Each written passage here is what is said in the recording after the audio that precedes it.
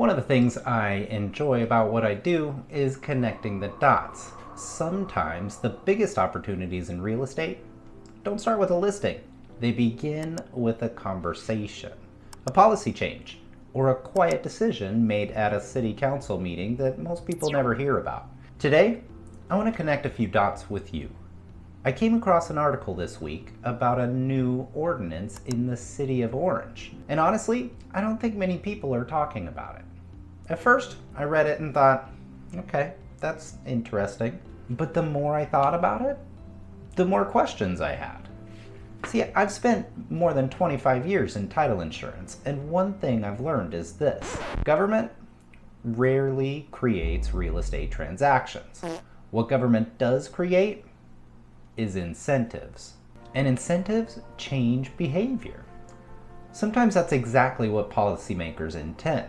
Sometimes there are unintended consequences. Either way, people make different decisions. So today, I simply want to walk through what happened, share what immediately came to my mind, and then I'd really like to hear what you think, because I have a feeling this story might be bigger than it first appeared. So here's what happened.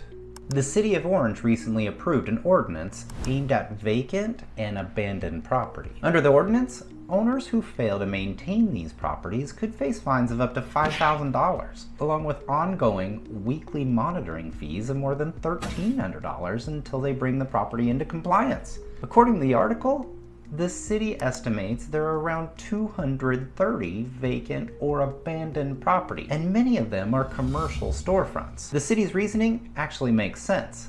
They want to reduce blight, improve neighborhoods, encourage investment, increase housing and commercial activity, and strengthen the city's tax base. Honestly, I think most people would agree those are worthwhile goals. But here's where my mind started going in a different direction. Not because I disagree with the ordinance, but because I've seen how changes like this can influence the decisions property owners make. And that's where I think this becomes really interesting. One thing I've noticed over the years is that every time the economics of owning real estate change, people change. Think about it. If the cost of holding a vacant property suddenly becomes much more expensive, some owners will fix it. Some will renovate it. Some might look at the situation and say, you know what? Maybe it's time to sell. Now, I honestly don't know how many owners this ordinance will affect. Maybe only a handful, maybe quite a few. I'm not predicting anything. I'm simply recognizing a pattern. When incentives change, behavior usually changes too. And when behavior changes, real estate opportunities often follow. That's what really caught my attention. This is the part that really got me thinking. One thing I've noticed is that realtors who consistently earn listings usually aren't waiting for the listings to appear. They're paying attention to the situations that eventually become listings. Things like probate, trust sales, divorce, tax defaults, code enforcement, major zoning changes. These situations don't guarantee a listing, but they often start conversations. So I started asking myself, could an ordinance like this eventually create similar opportunities? Not because realtors should chase distressed owners. I don't believe that's the right approach.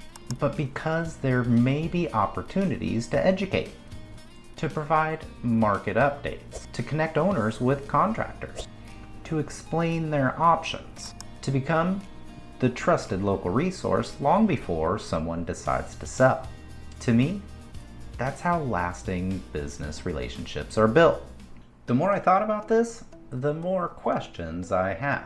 How will the city determine that a property is truly abandoned?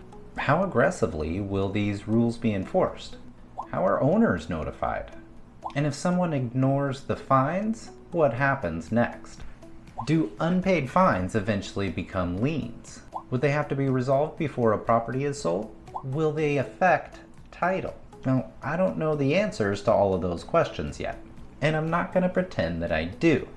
But these are exactly the kinds of questions title professionals start asking. Because eventually, issues like these have a way of showing up in the real estate transaction. And when they do, buyers, sellers, realtors, escrow officers, and lenders all want answers. Here's a question I find even more interesting.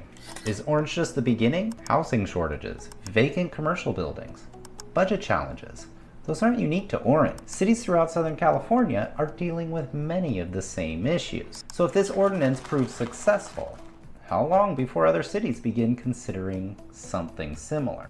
Anaheim, Fullerton, Santa Ana, Garden Grove, Yorba Linda. Could this become a larger trend? I honestly don't know, but it's something I'll definitely be watching, because today's local ordinance could become tomorrow's statewide conversation. I've shared my perspective. Now I'd really like to hear yours. Am I connecting the dots correctly, or am I missing something? Leave your thoughts in the comments below. And if you enjoy conversations like this, I'd love to have you subscribe. I'm Adrian Crandall, and until next time, keep connecting the dots.